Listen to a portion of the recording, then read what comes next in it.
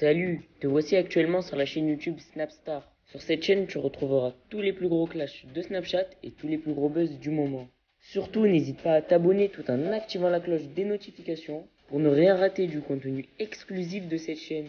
Et oui, sur cette chaîne, tu retrouveras du contenu qui n'est disponible nulle part ailleurs. Sur ce, je te laisse avec la vidéo. Bon visionnage.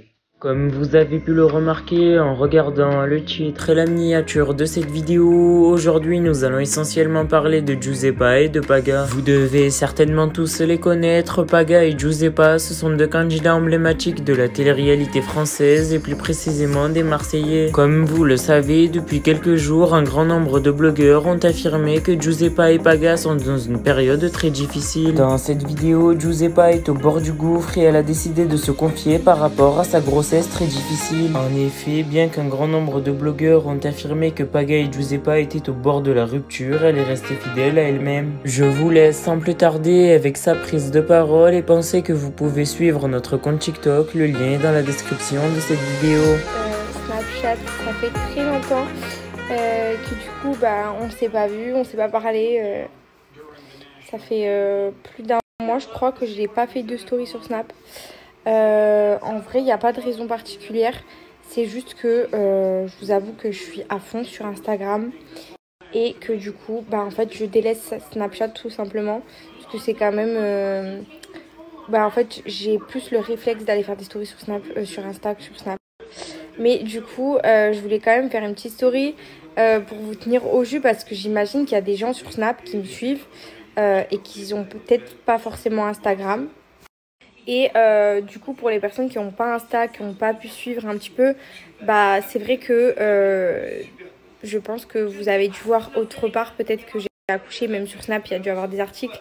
J'ai accouché le 28 avril à 4h29 du matin d'une petite fille qui s'appelle Georgia. Donc voilà. Pour tout vous dire, j'ai eu un accouchement, comme je l'avais dit sur Insta, pour ceux qui n'ont pas suivi, j'ai accouché sur 3 jours. J'ai pas accouché en 3 jours, mais en tout cas, j'ai eu un début de travail très très long. Je suis arrivée à la maternité un mardi et j'ai accouché dans la nuit du jeudi au vendredi avec des contractions toutes les 2 minutes pendant 3 jours. Je n'ai pas eu de péridurale parce que en fait mon col il s'ouvrait pas. Moi aussi. Mon col il s'ouvrait pas, donc quand je suis arrivée le mardi, j'étais ouverte à 1.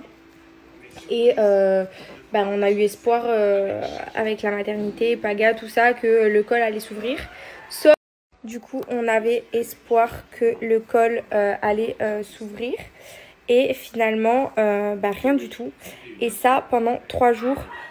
Sauf qu'au bout d'un moment, ce n'était plus possible. Et il se trouve que il y a eu une petite chute du cœur du bébé à 37 piles, donc 37 semaines aménorrhées. J'ai accouché donc à 37 semaines aménorrhées.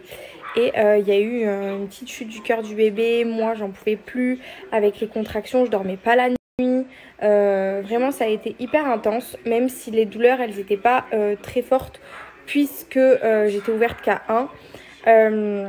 Sauf que c'était quand même douloureux et pas possible de rester comme ça. Donc on avait espoir que soit les contractions allaient s'arrêter parce que ça pouvait être un début de faux travail, ou alors que le col allait tout simplement s'ouvrir, sauf que aucun des deux. Donc avec ma gynécologue, on a pris le risque Avec ma gynéco, on a pris le risque de me déclencher avec une poche d'ocytocine qui m'a été posée à 18h et j'ai accouché donc à 4h29 du matin. Donc ça a été extrêmement long, même avec un déclenchement d'ocytocine. Et en fait, pour tout vous dire, après, une fois que la poche d'ocytocine a été mise, ça a mis du temps à commencer. Mais après, une fois que ça a commencé, le col a commencé à s'ouvrir, tout s'est enchaîné et j'ai eu un magnifique accouchement, même si j'avais énormément de risques malgré le déclenchement. Et c'est pour ça que d'ailleurs la maternité attendait le plus longtemps possible pour me déclencher. C'est que j'avais de gros risques de passer en césarienne. Étant donné que mon col ne s'ouvrait pas, il était fort possible que même avec l'ocytocine, ça ne s'ouvre pas, ça ne se dilate pas, que je puisse rester à 1 ou elle est bloquée à 2, bloquée à 3. Et à un moment donné, passer en césarienne parce que le cœur du bébé peut étant donné qu'il y avait eu aussi une petite chute du cœur du bébé, à un moment donné, c'était possible que notre fille ne supporte plus les contractions, l'intensité des contractions. C'était fort possible qu'elle fatigue et qu'on doive me faire une césarienne d'urgence. Enfin, il y avait tellement de situations possibles et inimaginables que du coup, j'ai dû envisager une césarienne à un moment donné. Mais j'ai eu de la chance. Voilà, j'ai accouché par voie basse et j'ai eu un accouchement incroyable. Donc je suis vraiment trop contente. Et puis une fois que notre bébé était dans mes bras, en fait j'ai tout oublié. Ça a été le plus beau moment de ma vie, de notre vie. On a vécu un truc de ouf. Franchement, ça nous a soudés, c'est un truc dans la vie qui peut se vivre plusieurs fois, mais en tout cas, il faut le vivre pour savoir ce que c'est parce que c'est tellement magique. Si je pouvais avoir un bouton aujourd'hui pour appuyer dessus et revivre mon accouchement, je le ferais des milliards et je le ferais des milliards de fois parce que c'est un moment mais incroyable. Il n'y a pas de mots en fait qui peuvent décrire l'intensité de ce que c'est. C'est magique. Et j'ai accouché sous péridurale. Moi qui ne savais pas si j'en voulais une, je peux vous dire que Dieu merci que la péridurale existe parce que ça m'a tellement soulagée. J'ai eu la péridurale, je crois que j'étais ouverte à 4 ou 5 et les contractions, mais je croyais mourir de douleur. Donc voilà. Et je peux dire aux filles qui ont peur d'accoucher, comme moi j'avais peur d'accoucher, le plus intense dans un accouchement, c'est les contractions. Sachez une chose, c'est que quand vous allez sortir votre bébé, c'est pas ça qui fait mal. Quand vous avez la péridurale, en tout cas, on sent rien. On sent les sensations, mais pas les douleurs. Et ça, c'est magique. Voilà, j'ai senti ma fille sortir de moi sans avoir mal, mais je l'ai senti. Et ça, c'est exceptionnel. Bref, je vous ai fait un recap, je suis revenue en 2 minutes, je vous ai raconté toute ma vie. Mais du coup, voilà, c'était vraiment pour vous tenir au courant pour les personnes qui n'ont pas Insta. Aussi pour le quotidien, ça se passe très bien. Du coup, au quotidien, ça se passe plutôt très bien. À part les petits mal de ventre, c'est un petit peu compliqué hein, pour beaucoup de bébés. Les débuts sont assez particuliers parce que du coup, il y a les petites coliques. Mais vu que j'allaite, je pense que ça y joue beaucoup parce qu'elle a des petites coliques, mais c'est rien de méchant. La malle, de temps en temps, on fait le maximum pour la soulager. Il y a des jours qui sont plus compliqués que d'autres, des nuits plus compliquées que d'autres. On peut avoir des nuits exceptionnelles et avoir des réveils genre tous les 3 heures, ce qui est quand même pas mal.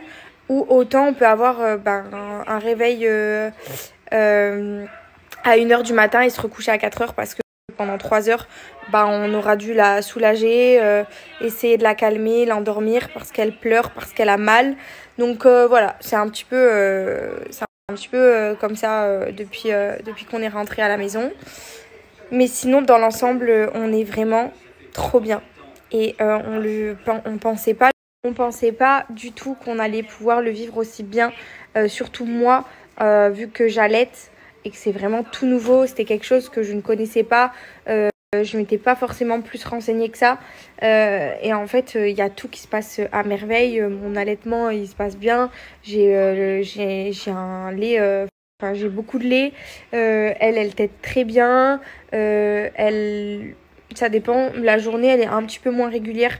Elle va avoir plus besoin de téter la journée que la nuit. La nuit, elle dort plus. En fait, elle va me réveiller peut-être tous les 2 heures, voire tous les 3 heures pour téter. Mais la journée, elle peut me téter toutes les demi-heures, toutes les heures, très régulièrement. Mais voilà, dans l'ensemble, tout ça pour vous dire que on est au paradis, on est aux anges. Et vraiment, c'est la plus belle chose qui nous soit arrivée. Et je me demande en fait c'était quoi le bonheur avant que Georgia elle soit là. Parce que vraiment, je suis comblée. Je peux pas dire mieux que en fait, je suis comblée. Je suis au paradis. Il n'y a rien aujourd'hui qui me rend plus heureuse que d'être près de ma fille. J'ai les larmes aux yeux parce que, en fait, c'est des larmes de joie parce que je sais pas. C'est, je sais pas comment l'expliquer, mais c'est tellement beau, c'est tellement magique. Je peux vous dire qu'aujourd'hui, c'est plus moi qui ai besoin d'elle que elle qui a besoin de moi. Je pense que elle m'a changé de tout au tout. Je suis plus la même personne. Je suis tellement épanouie, tellement apaisée.